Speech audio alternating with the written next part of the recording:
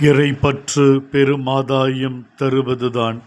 ஆண்டவரே, நீர் வானகத் தந்தையிடம் பெரும் பற்று கொண்டிருந்தீர்.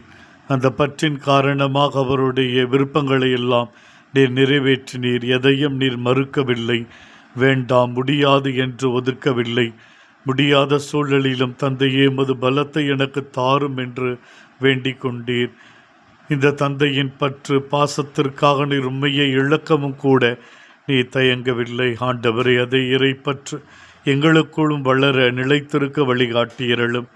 இறைப்பற்று காரணமாய் நோவா மழையில்லாத காரணமான சூழ்நிலையிலும் கடல் மிக பெரிய தொலைவில் இருந்தாலும் கடவுள் சொல்வது நடக்குமா என்று சந்தேகப்பட வாய்ப்புகள் இருந்தாலும் தான் கொண்டிருந்த இறைப்பற்றின் காரணமாக அவர் பேழையை அமைக்க விரும்பினார்.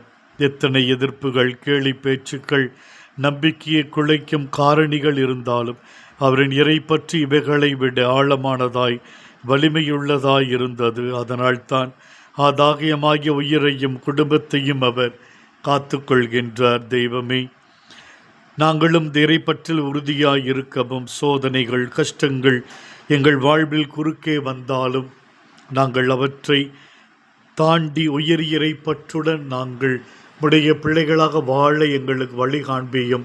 ஆமேன்.